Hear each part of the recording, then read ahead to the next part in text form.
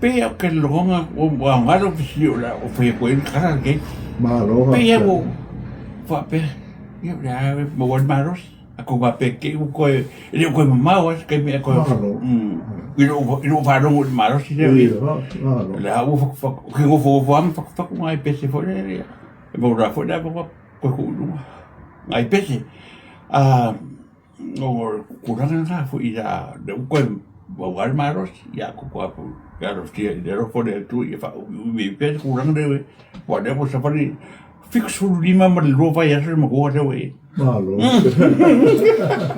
I lo ba mga ko me yo le ai. Pero foi fa tecnologia para ni vai tai. Moi. O se me nga. Mālo. Ma nga ye ke le ai. Pa ole. Ele nga ye pese. Ei. O a pese. Ele nga ele ai. La leo.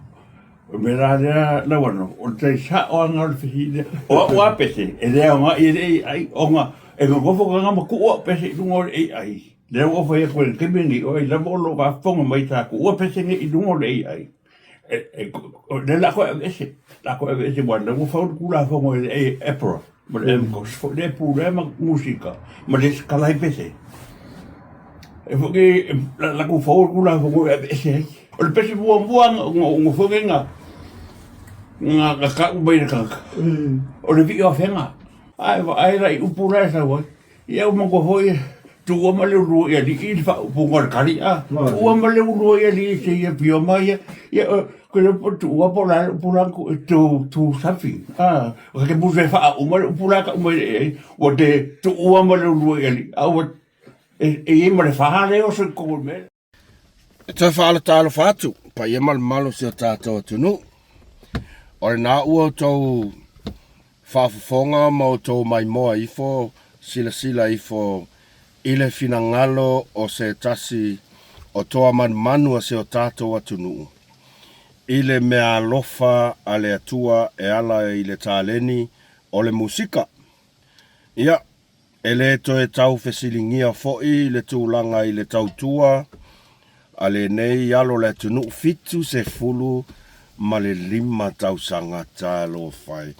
Ai au kou sila i fo iai. Olo o ma losi pea lona si ufofonga. Ole mea tonu lava lea e ta olea.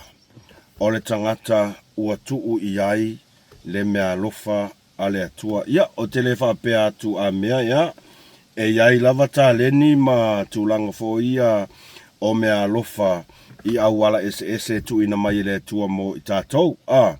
Ai, au tau whaafofonga le lei I le fina ngalo o le afionga I a waifo le ingoa. Ai, sole, se ka umai se sile ingoa. E mana tua pea I a whātunga o pese. E fatu ele nei tamali. Ele ngata ina mamao o le tofa. O le ngangana. Sori oisi mea. O kere marmala mai fo. Ai o fatunga oka. O le a o le fa pea atu a mea. O na ia tātou walo pepese taimini no. But a tau whaafofonga I fatunga ale nei tamali. Toa man manu se o tātou tunu. E ese lo'u fia whaalongo iai. O te mana tuara tau sangante atu nei sa whai e ila o whaasoa ile influence po o le a whaina o le AI I a tātou. O te whawetai. O lea ua sau no manino I a lana fionga. Ele leile ai. Lea ua whaiak. Ele lei le AI. Ai o te langona o au le tangata mua lava sa avela o whaitionga I la o whaasoa. Tausangan te atu nei, po le amatanga o tausangan nei. Ele a awhianga te le lava o le tātou ngangana, karukalu e le AI. Lea la usau no manino lana fionga I le, wangalo e kia ule ingoali. Felice Mikaele, Yes, Felice Mikaele. Talo fai. Tu lau lava upa ia mo mamalu. Lea ua ia saunoa manino lava. Ila whaina o le ngangana le tunu. E mafua mai. I pese ia ua whao ngā e tele o tangata o lo tātou tunu. You know, pese ia no fo makopi mai. Whai. Aia ko whaafofonga lai le ngangana. Ia o le whamao nginga ringa. Vi i o whenga. Ua e sea. Ia le kūlanga i le ngangana moni a wha Samoa. I le vi i o le ofenga. E se le meleu kak whanonga kuai. I le AI. O le ale tā ua le meleu ke mga au wha soa tuai. I le mta upulea. O tātou whanau i e tutupu mai. O le a le koe maua mai. Le original song. Whawhetai o nā ua i elfina ngalo. O le a ave ese uma pese Felice Mikaele. Leanga whao ngā e nisi o alo le tātou tunu. Whao ngā e ai. Ao kou whaalongo nge iai. Makua i ese le ngangana. Ai o le ai aia. Oka se ao ngā i nisi. Isi kua i ngā mea. E kango e kuu se pese let's say Michael Jackson. Kuu se pese I lungo le AI. E sau lava le ngangana e sau saoa. Ai a kako whaka ngofi nge whao ngā se pese Samoa e whao ngā i AI. Tole e ese al ngangana le. Ia ole a foi. Fia fianga. Fia fianga. Ai whai mai AI fia fianka. Fia fiaka. Fia fiaka. Ole manongi. Ole vesiri. E matangofie. Kusa ole a avea le AI. Ma mea ole a ka lepe ai le ngangana si o tātou watunu. Ila ua ia la ngona na. Ele whapea o whai aku. Ok, kau whaleanga I ala kou ie. Lea ia foi.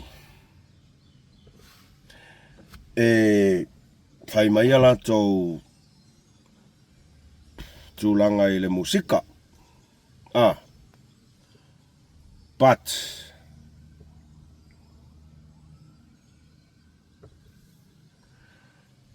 ole tūlanga I le ngangana. You know? O sa I mai lava I ka kale vili mai kia usure. Sorry, e ka kale vili mai kia ua. Ai ole tūlanga lava ia I le ngangana ia na tātou olo mai. Kere whapeo whai akua peo ke whaleanga ia I la tau olo o whao ngā mai. Musika fo ia anisio tamari I pepese. I la tau YouTube. Ua tau sila la I le te leo le afianga le la atupu. Ngau kama whai fo I whai. O kango wharongo longo aku I ka ungo upu. Sole, e le kale whiangai. E sidi ai lo kango I whai whale lei le pese ale tangata. Original song ale tangata. O na tuu lo lea I lunga o le YouTube. You know, e amana ia ai lana tautua. Whataita inga. O le pese lea a le tiamaa. Tiamaa e pole matulua. Na o tango au mai le old version. Tu whatasi ma le taimile nei lea sao suina mai e le alo o Eteru. No, le sao suina mai e Eteru. O ke le kango ku ilungo se AI. A sa o whaiel aikia. You know, tātou te amana I ai le au nanga a nei tamali'i I le lātou tāleni.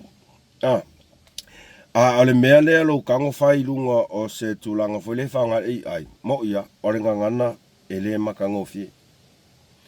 E sili a le palau vale mai ngai lole. Mo ia.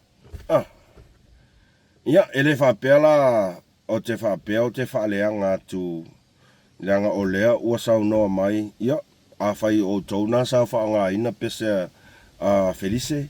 Ia nau sau noa manino, o lela ave ese. Where e iai le tūla whono na, yes, can. Definitely can. Lucy ai le kou effort. Ai a whapea tō te mana ai whaonga ni pese anisi. At least use the idea I'm using. Okay, alusu e mat pese tia ma ai so lava ia. Whai whalelei. Original song. Compare i along whanau se o tātou atunu u lea ua o lātou toi o suina i le taimile nei. Tu whātasi o ngā kuulo lea i lunga o le YouTube. Atou se sila ifo i le Pacifica Peats. E le pese na tia maa. Lena toi o suina e teru. O le mea kongwanga kau o two original singers, two original songs sang by different group of people. Ai leimas ai le ngangana e sau sa o lava le ngangana.